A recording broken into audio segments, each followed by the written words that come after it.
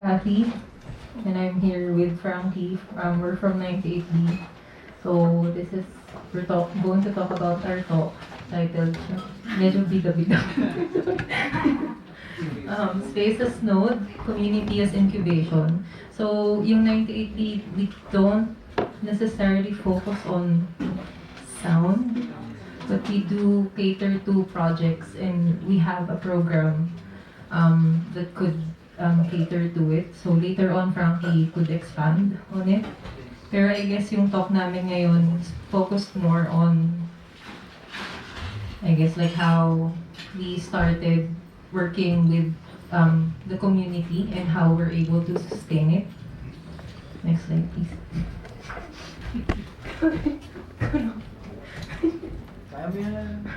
Ako na. Sorry, ako na. Sorry.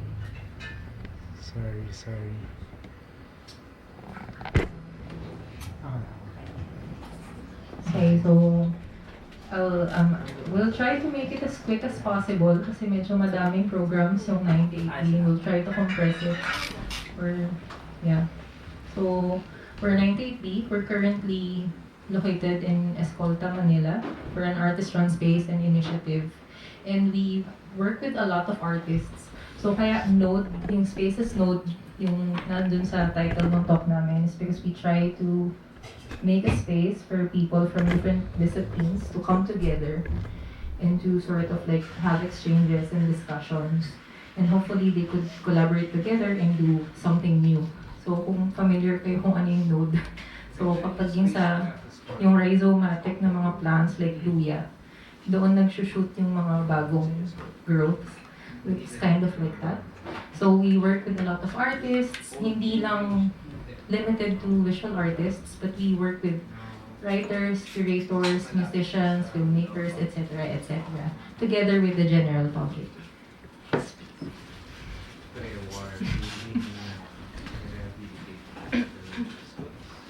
So we're a community, network, library, kitchen, garden, and shop. So bagong addition yung garden kasi we wanted to do something, I guess like we wanted to do something na is not, people maybe don't consider as fine art, pero for us, like our kitchen and garden projects and programs, they're very valuable because they bring people together, and they get to have a space na it's easy for them to talk to each other.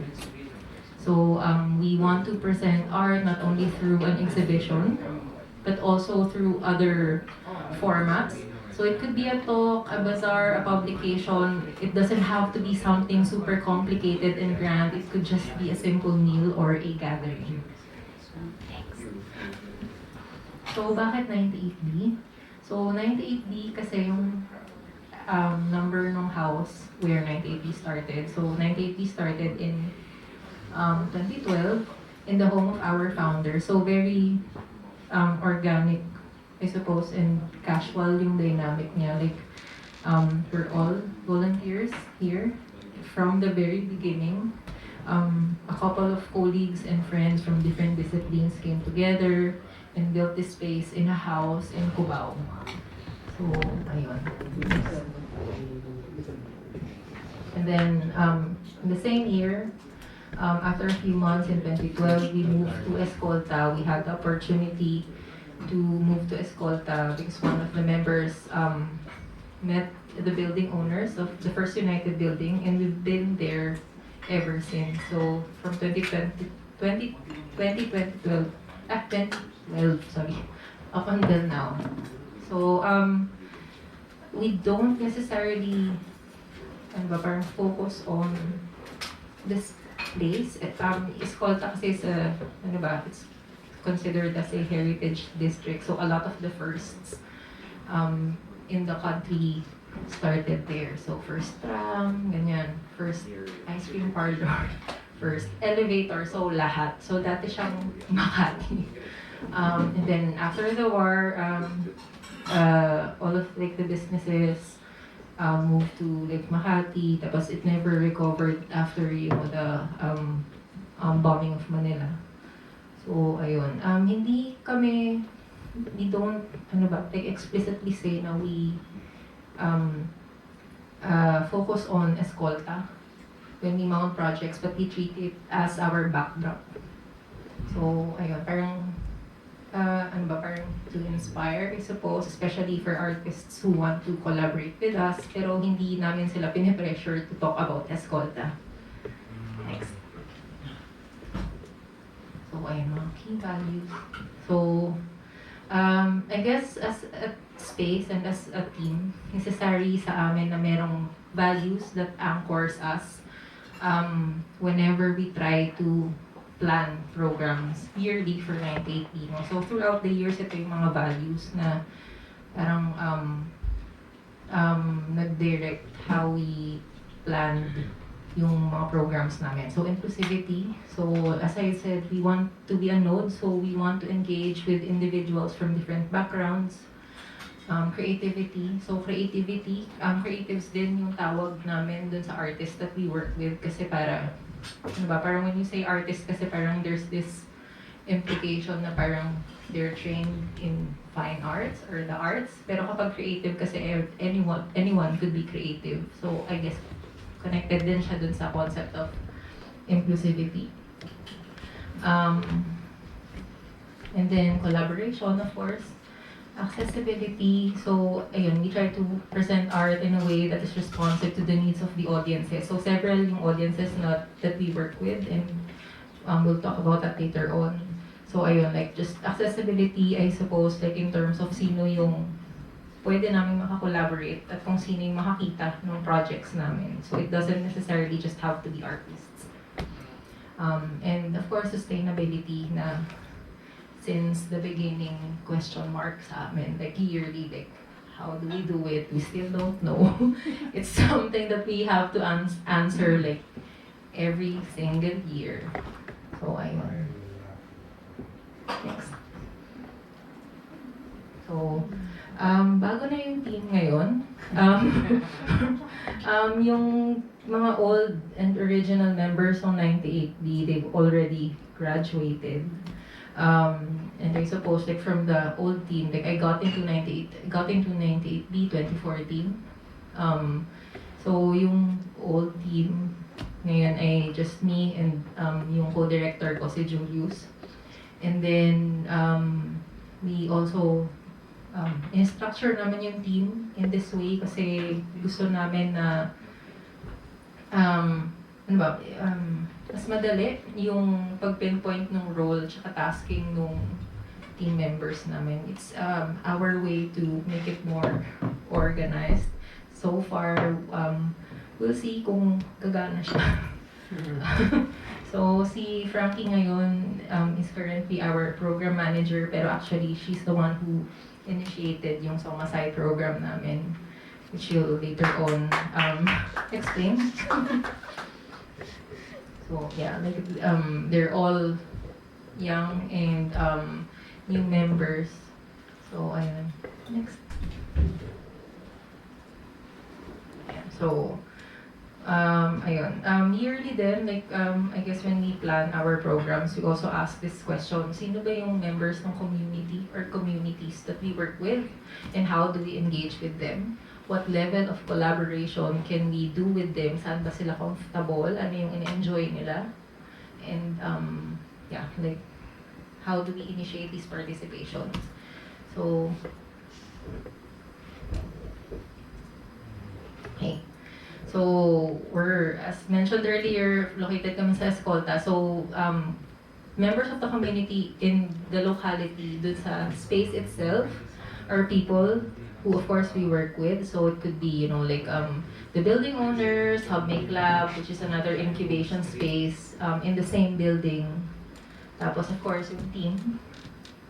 And then establishment and individuals residing and operating along Escolta Street and surrounding areas. And then yung pangatlo, yung outside of that na. So it could be artists outside of Old Manila. So ito, synthesized people from or international institutions we often collaborate with as well. So ayun. So I look back on our 2023. So, tinry namin, well, si Julius, tinry niyang mag-gather ng data, ng numbers, kasi ayun, na-realize namin like throughout the years, it's super hard to quantify yung impact na nagagawa namin unless we see it this way. Also, we forget kung ano yung pinagagawa namin dahil sobrang dami niya. So, ayun. Although, ayun naman, parang at the end of the day, we tell naman to people na yung ginagawa, yung impact, I suppose, it's, ano ba, not just limited to something na quantifiable in numbers. So, parang kunwari, yung trust that we've built to the community, hindi mo siya, wala kang number na malalagay doon, but it's there. So, ayun. So, we've been busy 2023. So, yeah. Next. Okay, and then one of the big things that we've mounted last year was our Biennale. It happens every 2 years, pero nag-stop siya dahil with pandemic. And then last year, because we had a bigger team, and we thought we were ready. We decided to mount it again. So, ayun, I guess like every time we mount projects, because we do it communally and collaboratively together within the team, necessary sa amin na lagi kami nagbe-brainstorm together. So ito yung mga, Shara is here. Number of 98 as well. Yeah, so naglagay kami, I guess, online, nung mga themes or like words, keywords that we thought would represent or best describe kung ano yung gusto namin. Well, for 98Ds, 2023 aims, pero I guess yung Biennale kasi it served sort of like a culmination kung ano yung gusto namin gawin. So, ayun, like, okay, next. Ayan, so, sorry. One more. Yeah, pabalik. Back. Okay, so ayun, parang 3 questions at the bottom na important, I guess, to guide kung paano kami nag-brainstorm as what do we want to do, how do we do it, and why do we do it. So, ayun, like as I've said, nag-start kami sa who are the people in our community, saan sila interesado, what we want to do with them. So I guess last year, because yun yung time na malaki na yung team, and also it was yun yung time na nag-open up na din yung spaces. I guess yung theme was we wanted to bring people back to Escolta, which has been our home since 2012. So, ayun, from this, from this, gumawa kami ng Biennale at kung ano-anong projects yung pinagagawa din namin. So, these are photos of yung exhibitions and projects under the Biennale. So, they're not necessary, because we also don't own a space, and the space that we have are lent to us by building owners, community members. Yung artist had sort of like a space to experiment yung variables or factors na nandoon sa ganitong mga situation. So like for instance, itong nasa left na 2 photos, painting siya ng Miggy Bakungan, ng artist na si Miggy Bakungan. Tapos nakipag-work kami with the parking attendant. So yung mga works na yun, naka-fix siya dun sa parang markers ng parking. And what's interesting here is that dahil laging nag-iiba yung position nung markers na to, parang it sort of became like a collaboration with the parking attendant. So, siya na yung parking attendant na din, si ate na yung nag-curate kung saan ba ito ilalagay, paano siya i-display. Ayun. And then, like, we also had like a bread making workshop. Actually, super weird ng mga projects namin sa Biennale. Like, they're not art, pero we thought na they're, because ano ba, parang nag-focus kami dun sa participatory aspect ng works. I think we were able to had ano ba, parang a lot of fun as well, and also to tap people interested in doing those sort of works. So, ayun. Tapos, itong nandito sa right most, work siya ni Tanya Villanueva. Nag-set up lang siya ng sleeping fort dun sa isang space where people are free to rest. So, mga simple things, like they're not super complicated. Pero like in terms of like helping, ano ba, parang put people together in one space and to talk. Parang I think like that was something na important na nagawa namin nung Biennale. Ayan, so these are like some of the spaces we were able to activate during the Biennale. So iba-iba siya, yun, hindi talaga siya white cube space. So merong karinderya dyan, merong photography studio, etc. Takeaways. Meron naman kaming natutunan from last year.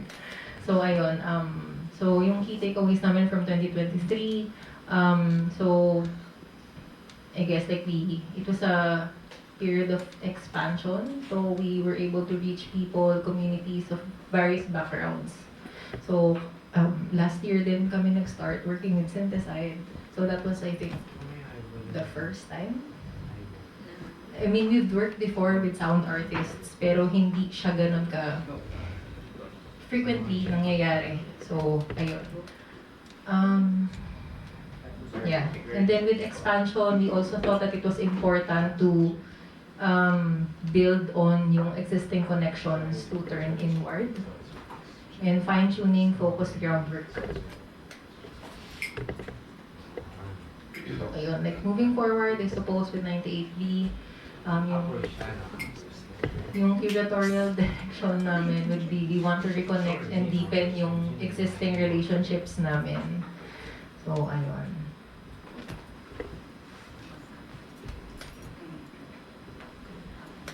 Passing it to Frankie na.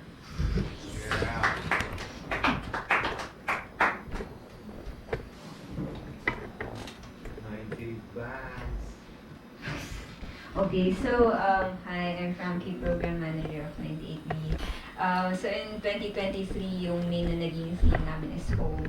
So nung nag-biennale is very local siya, very involved yung space because that was our home for like the past decade. So ayun, yung main tagline niya is tuloy kayo because we wanted it to be a welcoming space.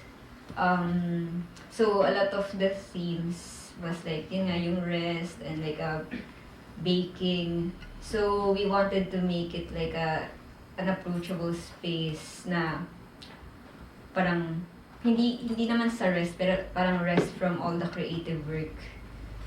Ayun. So it can be creative as well. So ngayon na 2024, we wanted to move forward with the direction na tulay, maging tulay. So, I think doon din connected yung pagiging node. Parang we've received comments from people na through our space, they were able to meet new people, meet new ideas, I guess. And marami pang forms actually. Pero ayun, we want to strengthen that and focus on pagiging tulay, so a way for people to discover new things, discover new people. Nurture relationships, so imbis na expansive, we wanted to deepen that relationship further.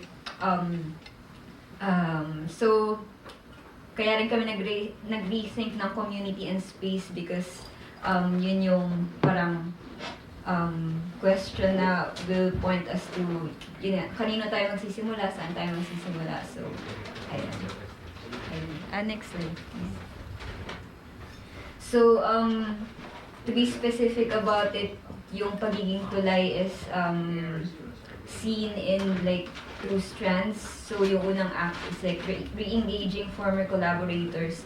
So, matagal na yung 98B and we're on our way to retracing sino ba yung nakakollaborate namin dati or recently lang.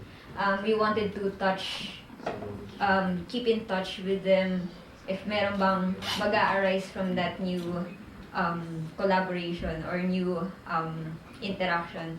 So, next is continuous or evolving projects. So, last year, parang ang daming events, ayun nga, parang 120 people yung na-reach namin. Pero we want to like make it more quality-based or like hindi na siya nangyayari once. Strengthen. Ayan. So,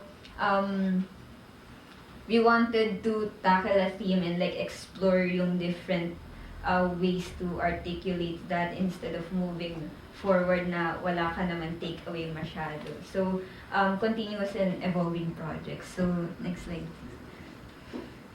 And ayan yung selected program. So, medyo madami pa, pero for the sake of this event. So, Somasight is our resident laboratory program on sensory and new media forms. So, we'll expound on that later. 98-Bit Kitchen. So, yung direction niya is nourishing the space, community, establish deeper connections with preparing, serving, eating food to connect. So, another feedback we've received from 98-Bit Kitchen is when nangyari nung nangyari yung kitchen, parang nung kumain ng food sa isang table, parang mabilis mag-let down ng intimidation yung people because eating is such a universal thing na di mo kailangan ng much, paano ba?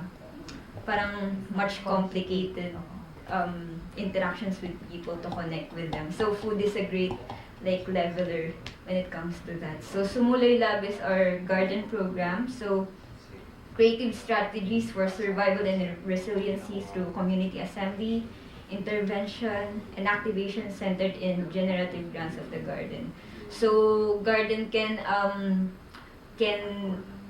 unearth yung mga relations natin not only with food but with paano nasusustain and na-maintain yung gardens and what does it say about communities and such. 98B Library is our interdisciplinary study, book clubs, and public discourse. So, I think one of the most important projects na nilook forward ko is yung 98B Archive. So, it will be, one of the projects we'll be working on mostly starting now. So, we have a lot of like paraphernalia sa space, marami kaming zines, posters, and such na parang as new members din namin alam yung context behind it, sino yung people behind it. Tapos parang we wanted to reconnect with that and see what work we can do with it. So what can it say about present projects and programs or our community now and curatorial direction. So programs with previous collaborations with the sound community. So sa Syntheside last year, we had our talks, yung community sync. So, we also have yung HQ workshops na we held that in partnership with Anima, yung basic synth building with Ben G. So, ayan. Next slide. So, ayan. Somasight, we launched it last year.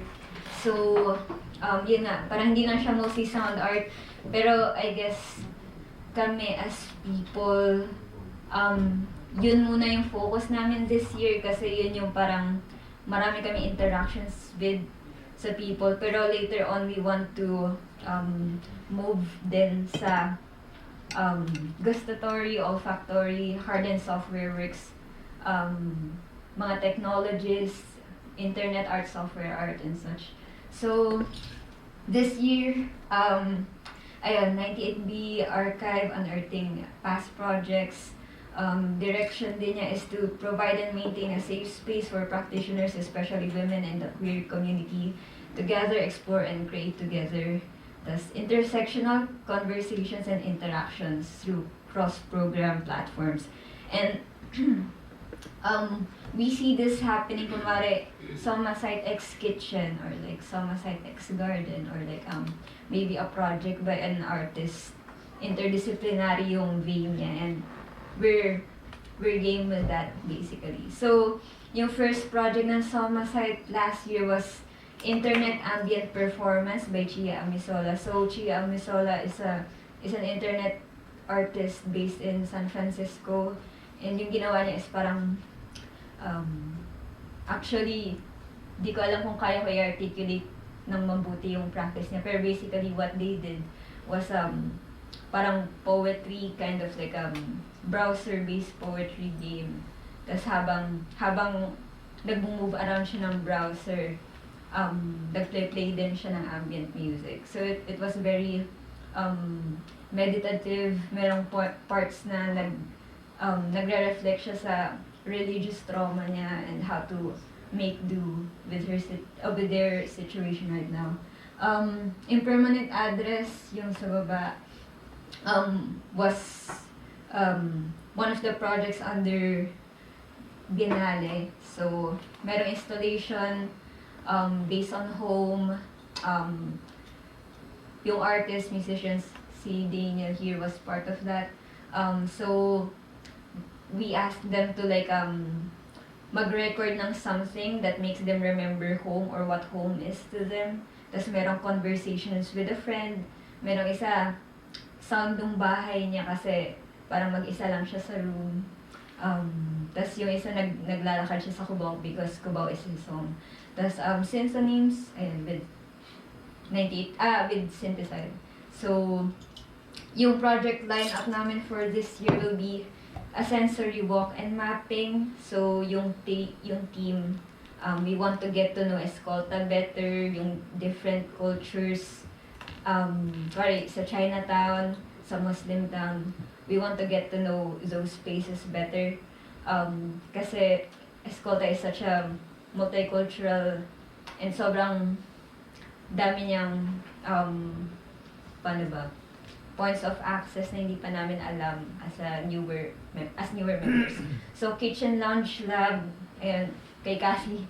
And then, kaka-computer mo yan with Philippine Internet Archive and Develop.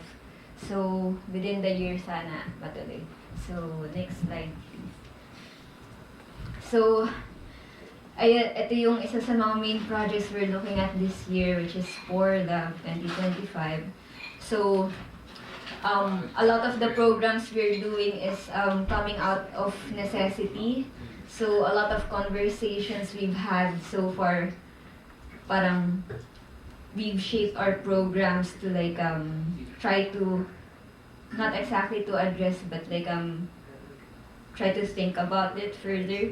So, maraming as a baguhan sa sound community and interdisciplinary practice in general. Like say, kuwari si Shara here is interdisciplinary artist, nag-ano siya, touch design, projections. So, yung main problem namin is parang how do we learn from our peers? Where do we find them? In our experience, a lot of people sa community have been helpful in sa resources-wise, mga tips, ganyan. Or like, the mere fact na exposed kami sa works nila was very, has imparted a lot of knowledge and like interest in us. Pero at the same time, we recognize the need para, parang matuto ka with same level as you, like beginners or like wanting to shift as a new practitioner. So, we've conceived of Spore Lab for next year. So, sorry, nilalamig ako. Need water. Lamig. So, tubig. Wine. Whiskey. Ay, gagi, wine. So, okay. Yung main na mangyayari sa program na to is to pull together new practitioners as well as trusted community members as well as audiences para frequently mag-interact sa space and possibly collaborate. Tas, Okay, wait. Thank you, Mona by phone. So yun, gathering together early practitioners in sound, visual arts, intermedia musicians interested in the sonic arts. So, since parang onti lang yung personally kilala namin na newer practitioners sa sound, parang we thought na it was counterintuitive if like i-bar pa namin further na, hindi, sound art lang. So, we thought it might be interested to include intermedia artists, musicians, and people from the visual arts na nag-express na interest nila about sound art. So, we're looking at 10 to 12 people, I think. Isa na lang kulang. Isa. So, we want to interact with fellow artists, technical specialists, writers, curators, scholars, collectives in the community.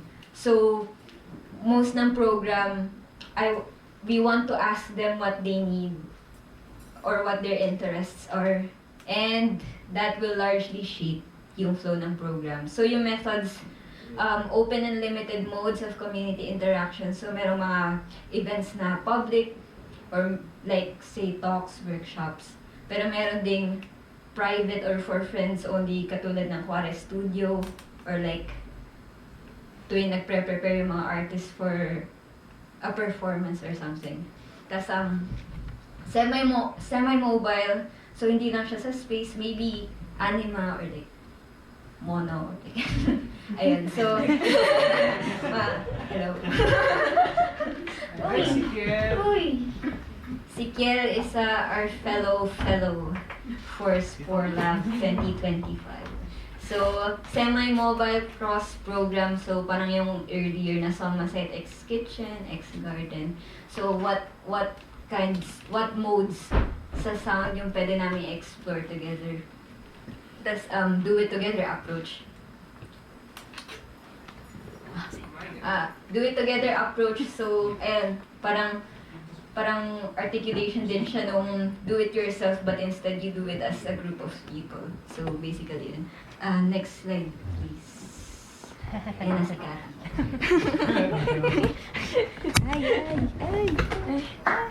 Hello. Ayan. Yung last na slides namin, I suppose, kasi gusto naming tahiin ni Frankie kung paano nakakonect yung individual practices namin doon sa what we do as 98B, kasi sometimes it's so easy to get lost dun sa collective work when you're part of a group or a space or a team. So, I guess like an introduction. So, gusto naming i-explain, I guess, kung paano lumalago on both ways yung space from our members, from our individual practice, and how yung individual practices namin lumalago with the space. So, ayun. So, I'm Kathy. I'm an artist. I like to eat. I have 2 cats and I do a lot of craft work. Okay, so ito yung, I guess, like, so with 98G, so I do a lot of fermentation, and I also, with my studio work, because I work with dye, often yung kitchen tsaka yung studio work intersects together. So I dye or cook a lot with ingredients from the kitchen or things that I forage. And I think it's also, I guess, reflective of my contributions dun sa 98B kitchen. But also, working with microbes and also like with eco-dyeing, it doesn't necessarily require from you a lot.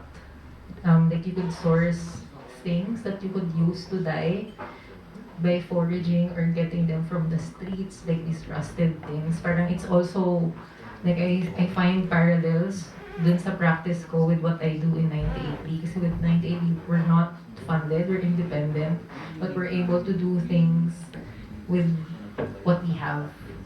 So, ayan. So, I guess like some thoughts on communal/X self-work. So, collective communal practice can be tied to the individual practice, but careful navigation is necessary. Like as I've said, ang daling mag-get lost dun sa communal practice. So throughout the years, 98B has evolved with its members, and its members perhaps to a certain extent also grew with 98B. So yung keeping yung mutual relationship na ito is crucial. So kung makikita niyo yung, I guess yung trajectory ng 98B from when it started up until now, dahil nagbago yung members niya, it also grew. Hindi siya nagstay in one place, parang cookie cutter template. Diyan ka lang, ganito lang yung shape mo. So, ngayon dahil maraming mga bagong members, ang dami nang nagbago din sa kanya. Also, important to take note, like after post-pandemic, ang dami ding nag-shift to how we do things. So, and then, related to keeping this mutual relationship, it's so important to check in with the team and keeping communication lines open. So, again, like, yung pagtahi nung individual practice mo doon sa team mo, nagagawa namin siya kasi every time we try to align kung ano yung interests namin. So, kunwari, si Frankie, interesado siya sa sound and yung media. She's able to mount projects that's aligned to her interests. So that, ano ba, parang may gana, nagaganahan ka. Tapos, yeah, like, and then you're also able to tap to people easier when you're, I guess, through 98B. So, ayun. Yeah, like spaces like 98B can act as a node where different creatives can meet, blah, blah, blah. Yeah, so collaborations can result in some of the most valuable and helpful creative experiences, but it must always be handled with care. So, like, at the end of the day, I guess, this is something I realized as someone who officially took over 98B since 2019, a year before the pandemic, which was fun. Yeah, like you're also working with people. So, hindi lang project management, but you're also working with people. Yeah, and then you also don't have to agree with each other 100% of the time. The challenge is how to synthesize something new out of those opinions. So currently, yung co-director ko, kunwari kami ni Julius, we always have different opinions and also with the other members. Pero yung beauty niya ay nakagawa kami ng bago out of those experiences. Yeah. Okay. Next slide, please. So, hi, I'm Frankie. So, a bit of my personal practice. So, gusto ko rin lang i-preface na wala pa akong solid na individual practice. Parang most of my work has been collaborative in nature, collective work. So, I was part of a musician collective before going to 98B. Some of the projects I spearheaded. Online charity show, which was like a sci-fi gig format. And then another one is another exit in collaboration with Dominic Zinampan under Control P. So sa Anima Art Space siya. So basically, thank you. We opened yung mga events namin to like other collectives if they want to work with us in Anima Art Space. So, nagkaroon ng lectures with like Music Colectivo, merong Signal Chain, which is like cassette tape-based listening session. And then another fair, which was an art festival, art market. Ayan. So, as a person starting out, what I've done so far was noise and ambient performances, usually with Kiel. I session for bands, mga guitar-based bands. Pure Data, taught by Sir Tad. Thank you, Sir Tad. Creative Coding, P5JS. So we recently collaborated with the UP Center for Ethnomusicology. So we made like audio reactive typography thing. Because sometimes I do mixed media and found objects first. So yung isa is nasa no community run space until Monday. So next slide. So experiences, questions, reflections, marami din dito is nabanggit na ni Kathy. So, alignment, pagdating sa community work, syempre as individuals, parang iba-iba naman talaga kayo ng values, communications, goals sometimes.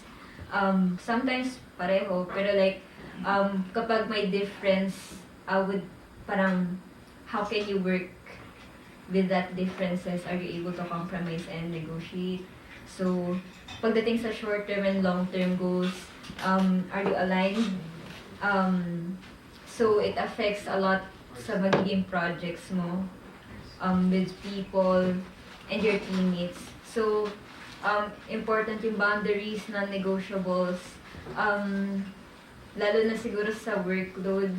So, sometimes people are not capable of working at the moment. So, maraming ganong instances sa 98B na, sorry, di ko kaya today. Or ganyan-ganyan. So, meron bang systems na could make it work?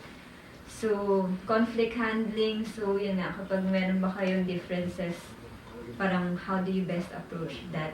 Or like, if may external person na you don't know how to handle, how do you de-escalate the thing? So, a lot of this is like parang maintaining yung community nyo or like maintaining that relationship with people. And then next would be trust, friendship, and work. So, what can your community trust you? Parang do you check up with them? Parang do you ask them what they need or like parang is it a give or take situation or parang what kind of relationship is it? Tas are they safe from unethical practices and actors? So parang these are questions we don't have answers to pero we feel the need to continually ask them. So, ayun. So, a professor would tell me na the relationship is the project, lalo na sa community work. So, outputs, parang ano na lang siya, parang end na lang siya. Pero at the end of the day, anong kinds of relationships do you have with people around you? Parang are they able to be safely creative with you? So, horizontal relationships and its creative potential. Pagdating sa horizontal relationships, syempre important sa project na I wouldn't say hierarchy, pero some people do administrative tasks, some people call the shots, pero at the end of the day, parang do you bring that energy with you everywhere? Are you able to be friends at the end of the day? So, very creative yung horizontal relationships, yung being friends with people. Kasi parang it enables you to like share more freely, create more freely with other people. So, ayun. Sometimes power or like responsibility shift. So, is that allowable in that system? So, ayun basically. And then sustainability and value apart from monetary gain. So, pagdating sa communal work, it doesn't always pay the way you expect it to. So, minsan, hindi nga money nakuha mo, pero may ibang thing na sometimes you'd find more valuable. So, pero pagdating sa sustainability, we're actively thinking of ways we can support artists and support the space. Kasi parang, you need artists, of course, to continue to have a community. And you need a space where people can congregate. So, parang, you need to gather support for it, whether financially or whether trust. So, parang, pagdating sa 98B, those were really important aspects ng work. And then, ayan, balancing structure and unstructure, parang yun nga, parang sometimes kailangan mag-call ng shots, sometimes kailangan ng organization just to keep things streamlined.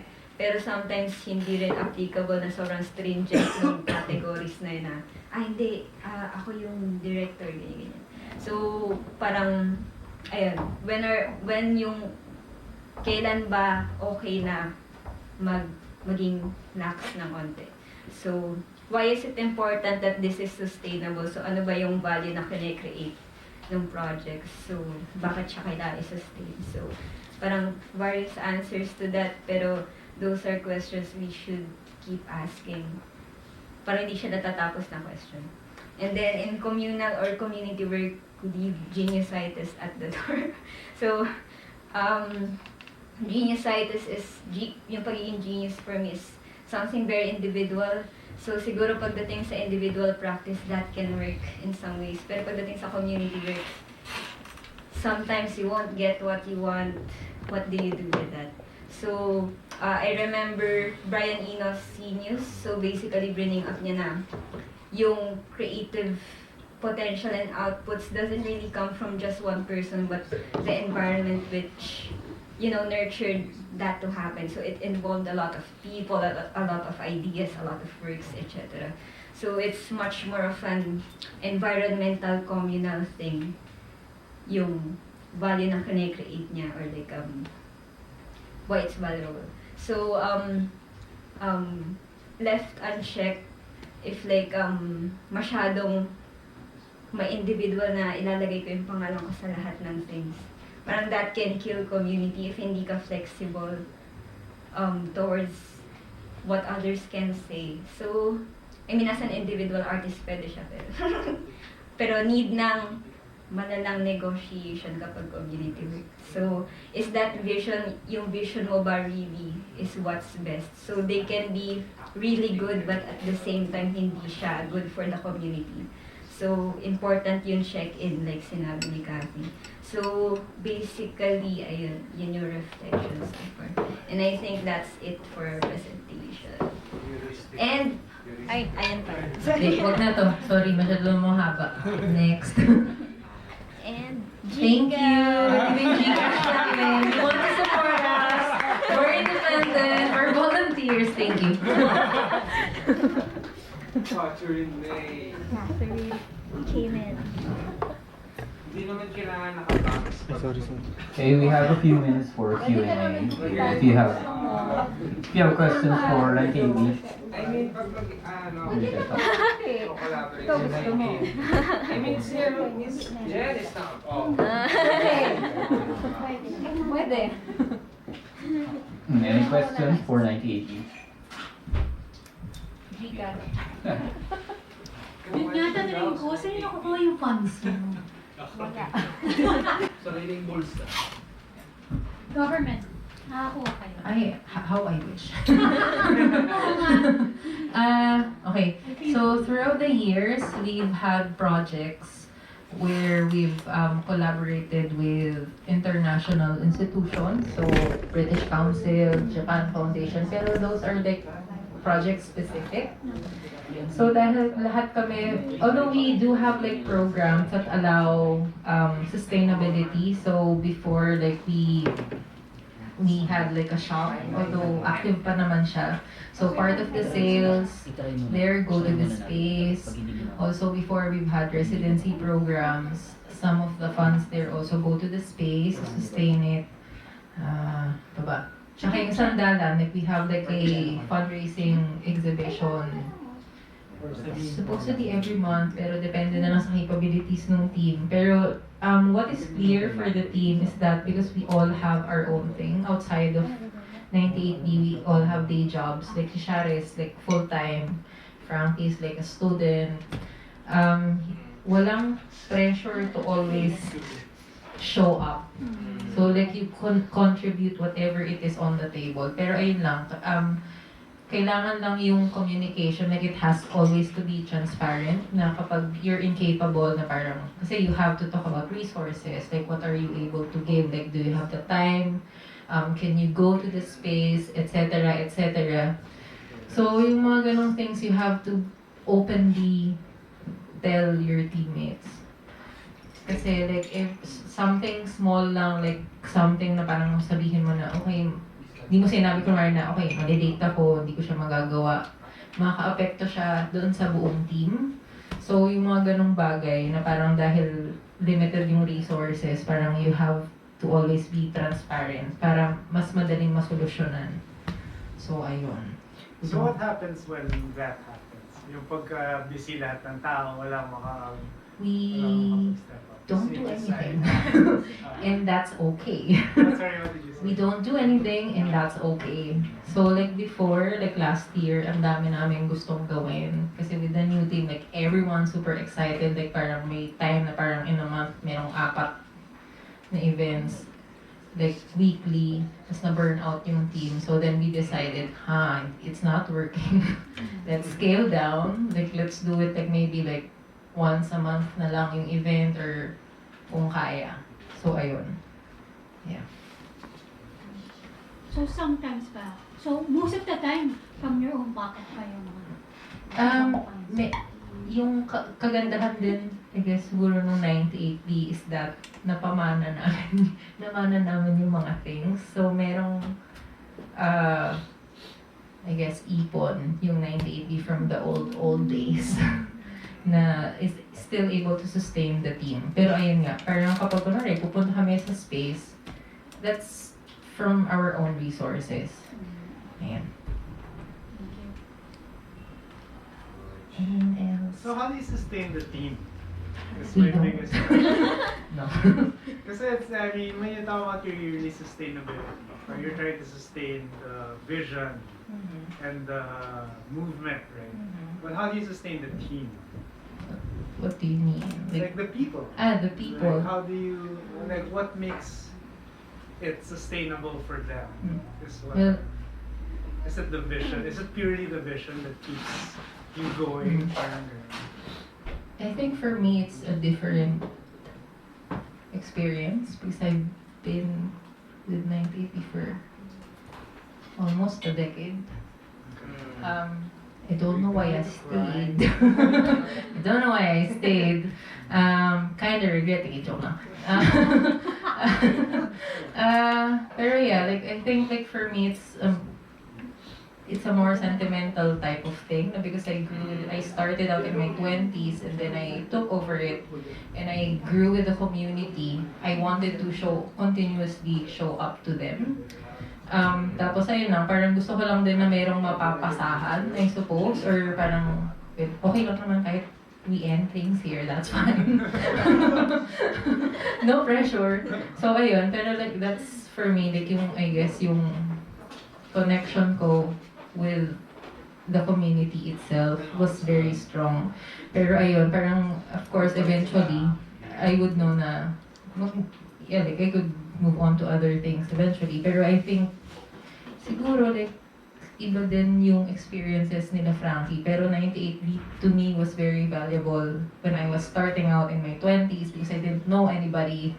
What it offered me was, I was able to learn from colleagues.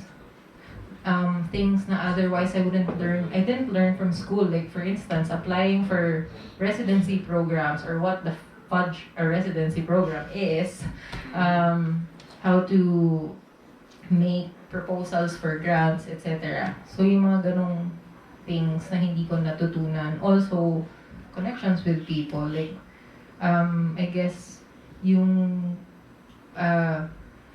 people that I've met through 98B, like with the old team, I'm still friends with them. And also, I know like if something happens, parang they will show up for me. So yung mga ganong things na parang outside of work na. Pero hindi ko alam kina Frankie, tsaka kina Shara. Maybe they hate us. Joke. Siguro for me parang babalik lang siya sa like other systems of value. Kung walang pera, what is left for that?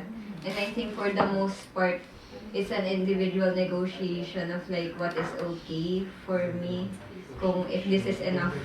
So, parang sa experience namin, siguro it's like sustainable siya in a way, sustainable siya creatively. I guess you never run out of people to meet, you never run out of ideas, and you know that when you have ideas, merong way to support it. So parang, and of course, syempre pera is like such a complete thing. So kung problem yung pera, parang beneficial din na meron kang option to opt out or like say na hindi ko kaya right now, but then you know, parang community pooling din siya ng resources sometimes. Sometimes abono ni ganito, ganyan, kung sino may kaya din. So parang very adaptive kind of system siya in a way. Pero we don't want to be complacent na unsustainable siya that way. Pero at the moment, yun yung mga mechanisms na meron kami so far, which makes it, I guess, continue for like a decade or so. Ayun. Parang gusto mo i-share. Trauma daw. Pero ayun din siguro like out of sa kanila, ako yung pinaka-recent na naging member. And I suppose like yun nga, yung community pool na sinabi ni Francie. And siguro, we are autonomous din na in a sense that walang hierarchy. So you can really sense yung community and collaborative aspect. And that's really hard to find in the art scene.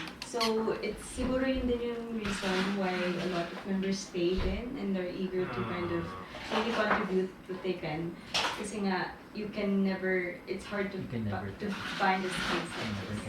The collective like this. Ayun. And if it weren't for 98B, walang synthesize, di ba?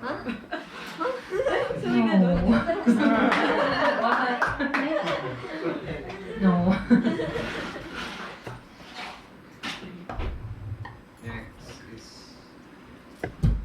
Any more questions? Come, Mark. Thank you. Yeah. Thank you, Nona, for inviting 98B. Natanong ko dapat, bakit late yung Shara?